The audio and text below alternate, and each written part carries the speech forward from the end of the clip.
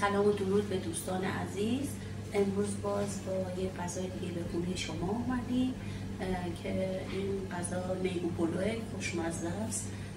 پس بریم درستش کنیم. اول من اومدم برنج رو صاف کردم. برنج سفید ساده دم میکنیم. این الان روغن داخل قابلمه ریختم، یک مقدار خیلی کم زردچوبه داخلش میریزم برای خوشرنگ شدن ته‌دیگ. خیلی کم میریزیم.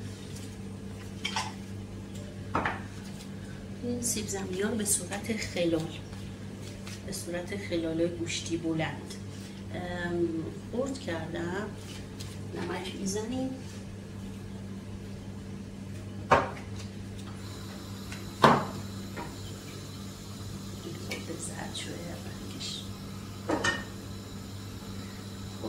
این سیب زمینی خلال رو به صورت نامنظم داخل قابلمه میریزیم.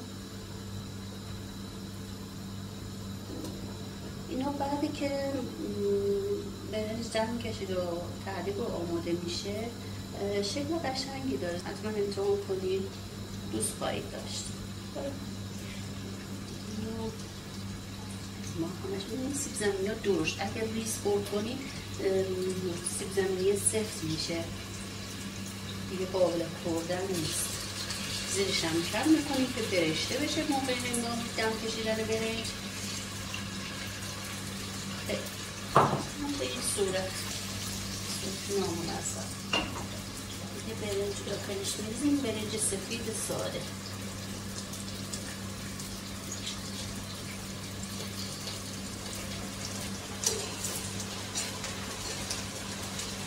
دیگه میذاریم برای 1 ساعت یا زمان رو میتونیم طولانی تر کنیم. زیر برنج رو کم کنیم که ته‌دیگ نسوزه. برای میگو رو میان یه دونه از پیازامون درست خرد میکنیم. تقریبا برای 3 تا لیوان برنج 500 گرم میگوه، یه پیاز درشت یا 3-4 تا متوسط این اندازه خلال میکنیم. خلالی که مثل حالتی که میخوایم پیازداغ بگیرید تا خلال میکنیم. 2-3 تا حبه سیر داخلش میندازیم. اگه با سیر مثلا از این گوش اذیتتون میکنه میتونید حذفش کنید، مشکلی نیست، چون دیگه بعدش با زعفران و اینا تمنه‌های دیگه باعث میشه که گوش خیلی کم بشه. یه خورده میذاریم بلوری بشه، یه خورده تفت خیلی کوچولو بخوره میگو رو داخلش میریزیم. میزن پیازا این خلالا باز شه بهتر سرخ میشه.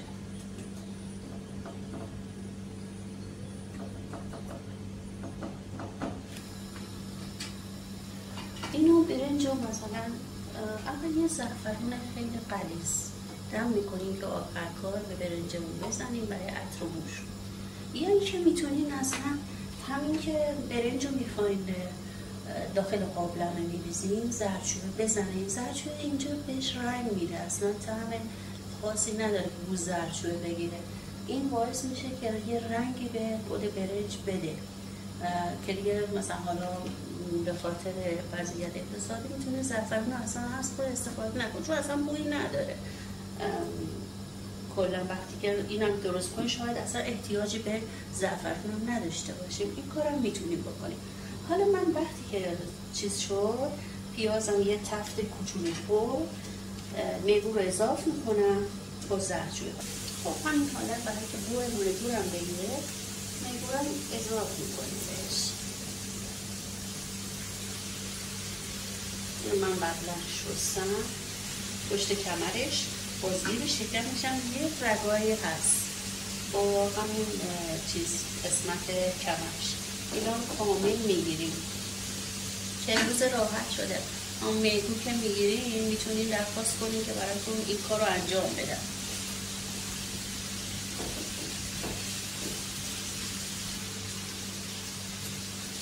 همین نمک هم اضافه میکنیم که قشنگ نمک به جسمه.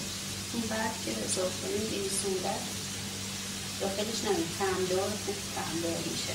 من نمک رو بیارم.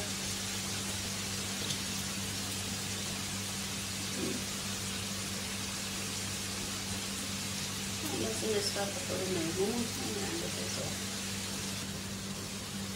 اینو کامل میذاریم قشنگ تفت بخوره با این پیازه.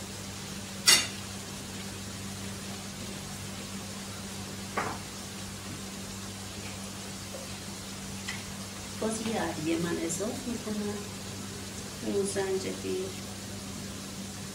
همین خیلی کم اندازه یه قاشق چای پاره.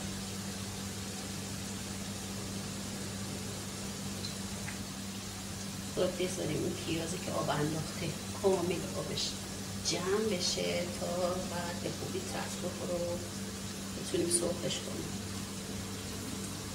دیدم زیاد هم بخوره پیازه خیلی آب میندازه.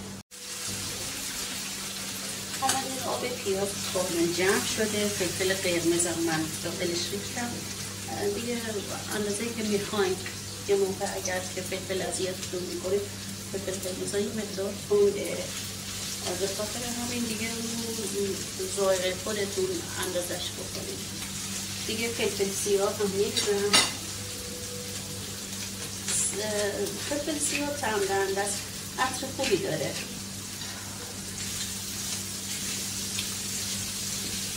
میگویم دیگه همین اندازه که از کافیشه، چون دیگه زیاد از حدم سفتش میکنه. دیگه نمک هم بذاریم که کمی زرفشوده میزنیم.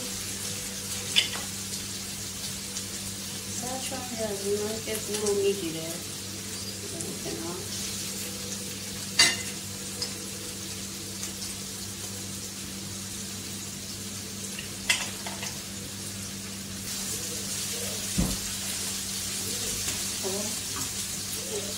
چند تا قاشق زعفرون هم میزنیم.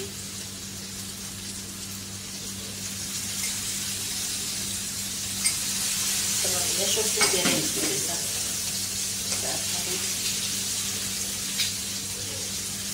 زیرش رو خاموش میکنیم کافیشه. برای تعلیق برنجه حتی میتونین همون 2-3 تا قاشق تو یکی از ویدیوهام هست نمیدونم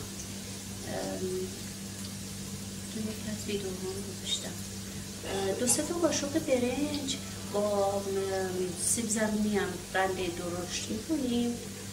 بعد یک مقدار خیلی کم هم میتونیم زعفرون بزنیم بهش. ته قابلمه این تعلیق خیلی خوشمزه میشه. یا که ته قابلمه‌تون زردچوبه بزنید، زعفرون اصلا نزنید.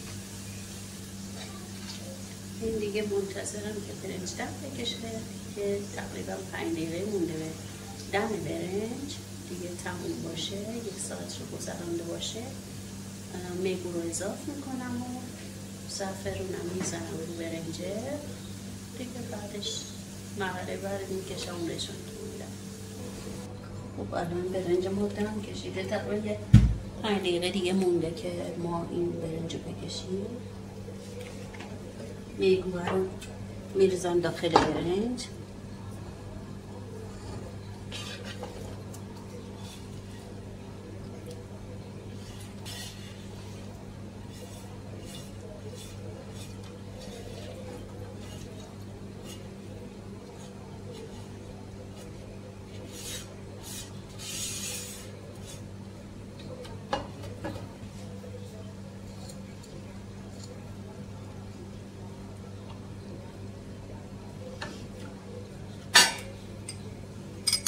زعفرون غلیظ درست میکنیم، میدیم تو برنج.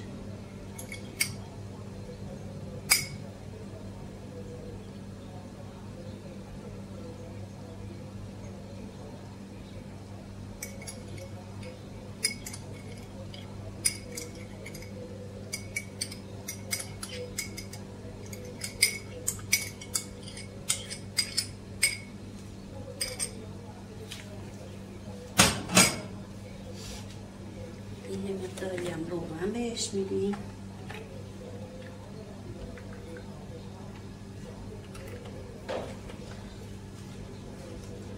توی زمان میتونه حتی کره هم آب کنیم بدین روش، یا یه مقدار کره بزنید رو برنج خودش آب میشه. اینو برای یه 5 دقیقه دیگه که دیگه زمان داریم میذاریم که قشنگ تا آخر یه خورده طعم این زعفران ببیچ توش رو مزه دار بشه. بعد میکشیم و میریم مرحله بعد برای کشیدن. خب دوستان این غذای ما آماده شده دیگه. اینو میتونیم با این لیمو، الان فصل آبگیری لیمو هست که ما میتونیم همون تفاله لیمو که لیمو رو صاف میکنن برامون تفالش رو بگیریم، بعد اینو هویجای نگین قطعه ریز خورد کنیم داخل همین این تفال بریزیم، بعد دیگه مقداری هم آب لیمو بریزیم روش و نگه داریم داخل یخچال. این ترشی خیلی خوشمزه میشه با این میگو پلو، یا این حالا سلیقه یا هر ترشی که دوست داشته باشید. این هم تعدیقی که به صورت خلالی خورد کردم و تعدیق خوبی میشه، زیبا هم میشه دیگه. حالا حالتی که همیشه گرد درست کنیم اینم یه حالت دیگه است. و خیلی ممنون که حوصله کردیم و با ما بودید و امیدوارم که همیشه با خوراک‌های خوب و سالم در کنار عزیزان و دوستان خوبتون لذت ببریم. خیلی ممنون. حالا من یه مقداری بخورم ببینم بچشم ببینم چجوره.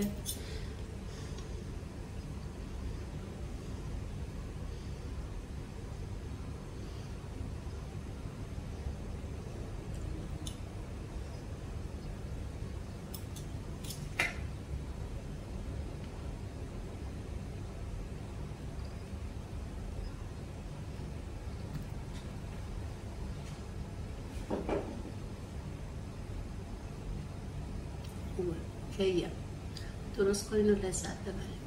ممنون.